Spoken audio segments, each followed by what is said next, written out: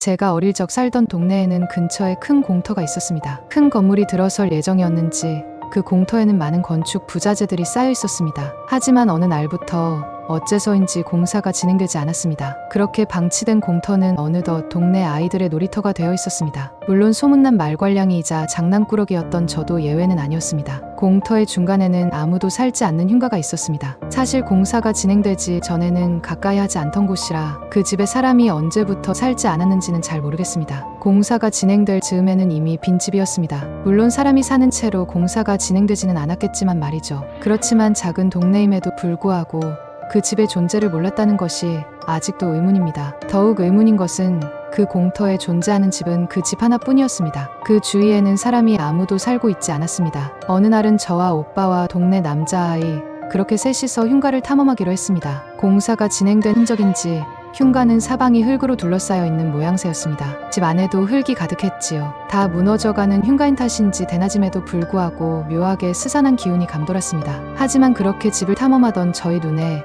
너무도 예쁜 바비 인형이 눈에 들어왔습니다. 어째서 이런 흉가에 이렇게 예쁜 바비 인형이 있었을까요?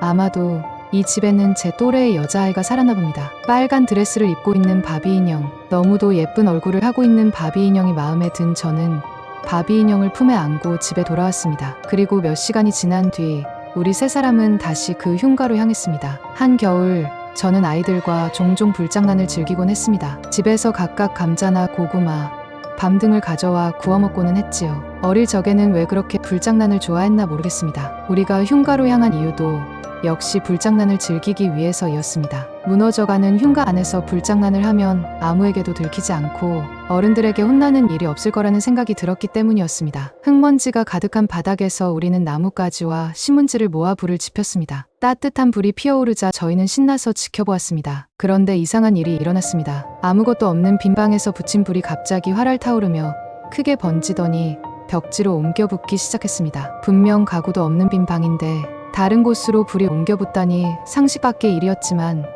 그것은 현실로 일어났습니다. 아직 초등학생인 우리들은 너무도 놀라서 흙을 가득 집어던져 불을 끄려고 발버둥 쳤습니다. 하지만 불은 꺼질 기세를 보이지 않고 오히려 더욱 크게 타올랐습니다. 온 집안이 활활 타오르자 저희는 두려운 마음에 흉가를 뛰쳐나왔습니다. 그리고 죽으림을 다해서 언덕 위까지 달렸습니다. 언덕 위에서 바라본 흉가는 마치 지옥불에 빠진 듯 무섭게 타오르고 있었습니다. 몇 분 뒤 신고를 받았는지 몇 대의 소방차가 도착했고 불은 이내 꺼졌습니다. 그 일이 있은 후 며칠간 우리는 밖에 나올 수 없었습니다. 막연한 두려움이 샘솟았기 때문이었죠.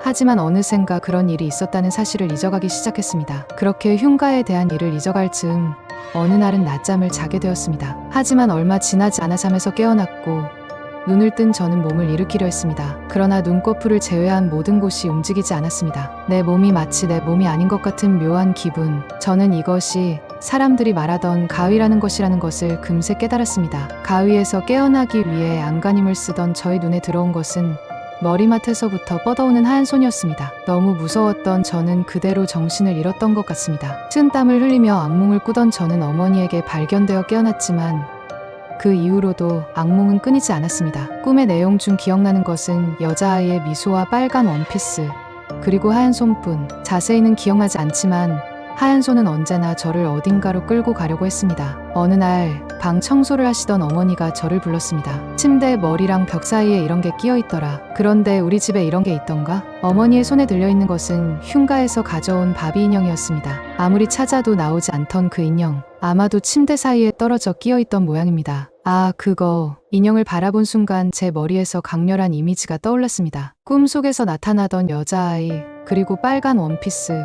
무엇보다도 언제나 머리맡에서 뻗어져 오던 하얀 손. 저는 갑자기 무서워져 울음을 터뜨렸습니다. 영문을 몰라 어리둥절한 어머니를 뒤로 하고 인형을 손에 든 채 저는 흉가, 아니 이미 잿더미가 되어버린 그곳을 다시 찾았습니다. 그리고 잿더미 위에 인형을 올려두고는 죄송합니다. 죄송합니다. 제발 돌아가 주세요. 저한테 오지 말아주세요. 죄송합니다. 죄송합니다. 하고 울면서 빌었습니다. 다행히 그 뒤로는 가위에 눌리는 일도, 악몽을 꾸는 일도, 빨간 원피스의 여자아이가 찾아오는 일도 없었습니다. 저의 진심 어린 사과에 마음이 동한 것인지 아니면 제가 아닌 다른 아이에게로 가버렸는지는 잘 모르겠습니다.